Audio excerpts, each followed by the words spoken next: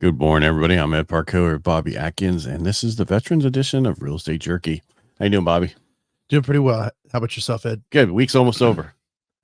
Yeah, I'm gonna say I feel like I'm on a hamster wheel, man. I just don't remember what day it is most of the time. Well, I was gonna say if it wasn't for the kids being in school, I'd forget. I'll get a couple more weeks, right? They'll be out before you know it. Oh yeah. We talked about this on, I think, last Tuesday about federal employees available for the VA loan. Yeah. If you're a federal employee, we'll check into it for you. Reach out, and we'll tell you if you can or not. But we also were talking about reservists. Before I get into that, was there anything you wanted to add? I'm sorry. No, I took over the whole show already. well, it's You want to tell me it's my show? Yeah, It's your show. it's our show. This is Okay. all right. So it all for veterans, all right, it's for service members. It all depends on, when did you serve and whatever. So if you are a veteran, you have to have a minimum active duty service requirements if you serve for at least 24 continuous months, or a full period at least 90 days for which you were called or ordered to active duty, or at least 90 days if you're discharged for a hardship or reduction in force. Less than 90 days if you're discharged for a service-connected disability. So you were in the boot camp and you fell off of something and you got hurt. Mm-hmm. You technically could be discharged and get that. I'd probably be after boot camp, but I'm just saying that's within the first 90 days, depending on how long boot camp is. I don't remember. It's too long ago. Yeah, I feel like it was just at 90 days. Yeah. So yeah. All right. So where did that go? Get rid of that one. Oh, here we go. All right. So that's from August 1990 to present, right? So if you looked at from 1980 to 1990, it's at least 24 months or the full period, at least 181 days for which you were called to active duty. So during the war period, it was only 90 days.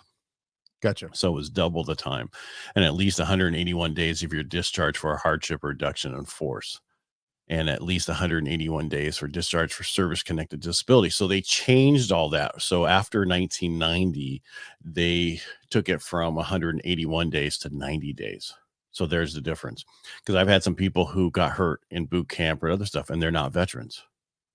And they were in before August 1st of 1990. So that was because of the Gulf War, right? August 2nd was the Gulf War. I missed it by 2 days. Now question for you.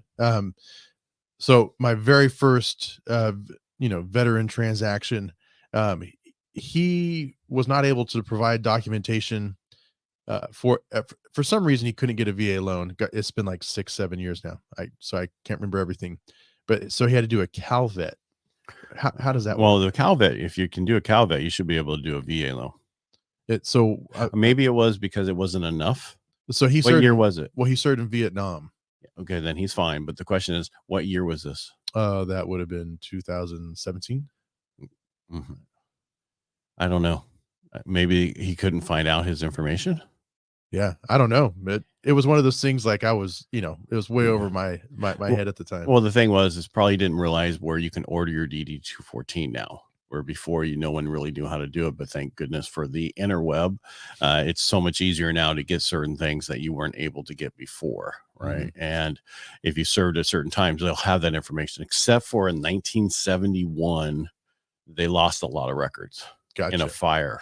And it's been messing up a lot of veterans, and that would be during Vietnam, right, that year of Vietnam. Yeah, that they lost a lot of those records, and then maybe that was it. Yeah, but maybe back then. Yeah, with the CalVet, if you go to CalVet's page, they're very limited on when you can get a CalVet and what year you can get it, and how long have you been out since you get it. Go to their page. Yeah. Today, it's so much better to do a regular VA loan than a CalVet loan. First of all, CalVet is a land contract, which means you don't own the land. CalVet does. That means so if you want to rent it out for a year, you have to get permission. Yeah. And the max you can rent out is 1 year. So why is that? But I don't like this. That's not like a real loan. You want to stick with VA, especially now. Yeah. And if that's the case, there's ways to find those records. You have to find a couple of people who are, you talk to your congressman and some other people. They can help you out, get through that process. Because I have somebody right now I know that can't find any of his records, and he's a little messed up. Yeah. And he needs help. Yeah. Yeah. But he's so messed up, you don't know what is true. Gotcha. Okay. We'll just leave it at that. Is that yeah, FUBAR? No, just yeah. All right. So we were talking about active duty veterans. Now we want to get into National Guard.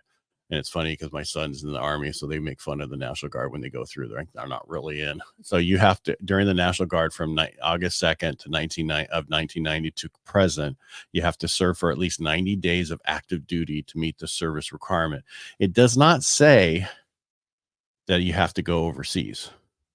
Gotcha. You follow me? So you have to be activated. Yeah, right? for 90 days. You could be down at the border Somewhere. right? And any other time, you have to meet the active duty requirement, serve for at least 90 days of non-training active duty service, or at least 90 days of active duty service, including at least 30 consecutive days. Your DD 14 must show this in the sections. And that's a lot to get into right now. Yeah. What I would tell you to do, if you're in that service, reach out to us and I can go through that and help you out there. The other thing is 6 credible years in the National Guard if you were discharged honorably or placed on retired list.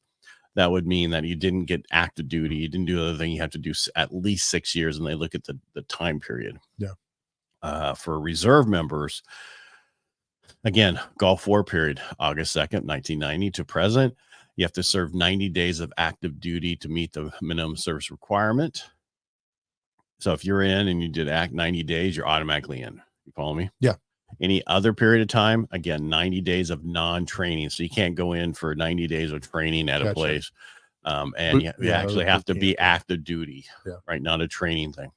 Does National Guard go to like a boot camp? Yeah, that's an Army boot camp. It is? Okay. Yeah, that's why they make fun of him.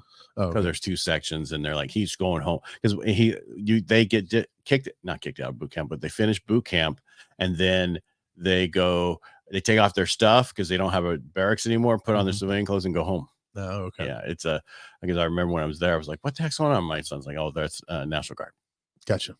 They're not really like it. I'm like, shut the but that's how all the service are. Yeah. You got to mess with each other. Right. So, all right. So the active duty service requirement, back to that on the other period of time, and 6 credible years in the selective reserve. At least one of these must be true. You were discharged honorably, you were placed on retired list, or you're transferred to a standby reserve or element to ready reserve other than selective reserve. A lot of stuff here to throw at you. Yeah. Easiest way to do it is, request your certificate of eligibility online. Go to, and that's easy to do. You go, it's under the va.gov. You can go in there to request your certificate of eligibility and see if you qualify or not, because they'll tell you there, and also will tell you if you have a disability. It'll show on there that you have that you have that disability, to where not what the disability is, just how much you're getting. Yeah. Okay. And if it's 10%, and it only needs to be 10% or greater to not pay for the funding fee. Mm-hmm. So that's my total just information regarding the VA and qualifications of what service and time you were in. Yeah. Well, that was interesting too, because I didn't know that it also extended to federal employees. So I didn't either. I saw that the other day and I was like, technically I have a guy who he was an interpreter for us over there. And they said, okay, because of this, you can come to America and become a citizen. He came and then he joined up. Oh, he joined the service? Yeah. And then he did the same thing and then he got out and now he's working at a war college. And so now he gets this BA, what you were talking about. I think was it Tuesday, or I can't remember the days blend together, about BAH, or we used to call BAQ, basic allowance for quarters, basic allowance for housing. I think is what they changed it to. Yeah. He gets it because it's part of a federal thing. And I was thinking, wow, why couldn't they do that for the sheriff department or the police department, where you could offer this to your people and say, okay, this, because he gets like $8,000 a month, but only his regular pay is taxable, but the money he gets to live off base or off college is not. It's a huge difference. And he made a change a while back to go work somewhere else. And they're like, you don't understand what you're doing. He did that. And he's like, I'm going back because of that fact. He didn't get as much money in his paycheck. Yeah. Because he didn't get that non-taxable. It was the same income, but now it was taxable. Yeah. Yeah. So add 125% on top of what you get for non-taxable. That's what you have to receive for taxable income. Gotcha. Okay.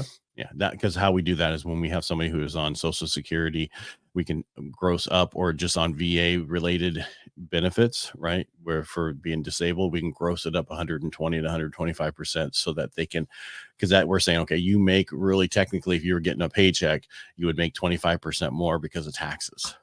Okay. All right. Yeah, And makes sense. yeah, so it just, and a lot of people, huh? Don't worry about it. That's for us to deal with, not you. That's why we know what we're doing. All right. That's all I have for today. Anything for you? Because I No. talked the whole time. So what do you got? No, that was it, man. It's been a slow information week. So Well, let's just add one more thing. We talked about it before. If you're buying a place and you want to buy, they're saying, well, we have issues with pests and potentially we don't want to go with a VA because of it. There's a short form VA form that will work with for pests. You still have to do a pest report. You pay for that, but then they can give you a short form that says there's no active pest. And as long as somebody doesn't fall through the floor or the appraiser doesn't, then you're fine. As long as everybody knows about it and the vet can take care of it. And that's only in the southern states and up the coast here because of the termite issues we have. They allow that now. So if that's why Tuolumne County, I do a lot of VA loans up there, which before nobody ever did because of the fact of there's that short form. And everybody goes, what? A short form? Yeah. Again. And when you order the pest report, you have to ask the pest company if they do that form. Not all of them do. Yeah. Like you said, ask them ahead of time. Yes. Don't ask them afterwards because they're going to say no. Or at the pest inspection. Yeah, exactly. Because like I said, there's some that will do it and some that won't. And that's okay. Well, and because you got to let them know ahead of time. Look, you're not going to make any more money off this job. It's not that. It's just we want to help the veteran. They can always pay for the service through them. It's just with we only by VA guidelines need a short form. Yeah, we only give them what they need. But in all honesty, that pest companies are out there. They're looking for work. Of course, that's a lot. Their pest report is what I say is a loss leader. It's like you can get green beans today for 10 cents and you come in and get the green beans for 10 cents, but then you pay $1 more for everything else that you bought because that's a loss leader brings them in. That's what the pest report is. Yeah. They're just paying for their time that it takes them to do the report, hoping for the repairs. Yeah. Yeah. It's funny how they never not find something. I've never had one come back perfect. Man, I wish I could share one that I just got back. It was the pettiest thing. Well, it's weird because I know how to clean things up. And that was, I think I talked about before, one of the houses I was selling, that was our house and slab foundation. I vacuumed every crevice. I vacuumed everything in the garage and they found it in the garage. Yeah. It's like the cleaner the house, the more they nitpick it. They're like, okay, I got to find some. I'm not. Oh, the gravel is too close to the stucco. No, it's not. It's like, 4 inches away. What are you talking about? Like, I'm not going to go back to the boss without some kind of work. All right. We're not knocking pest companies. We apologize. We never have seen a clean report. Usually, there's always something that potentially needs to be done. Yeah. And under VA, it's section 1 items, section 2 items that are health and safety. Right. And anything that says needs further inspection will need further inspection. Yeah. And that's really FHA too. Yeah. But FHA, we don't have to have pest reports, so we don't want to know about it. Right. That's a whole nother story. A whole other day of talking about stuff. Right. Right. We can talk for hours about this stuff. But nobody wants to listen for hours. So we'll just stop here. All right, Bobby, thanks for being here. Thanks for listening. We really appreciate you. Thank you, Ed. No, I was talking. Thank them for listening, not me. Oh yeah. No, thanks to everyone for listening. All right. Somebody has questions about anything or wanted us to talk about something special on here regarding VA, just reach out, direct message me. I'm Ed Parcaut everywhere. You can get a hold of Bobby at 209-550-1087. Make it a great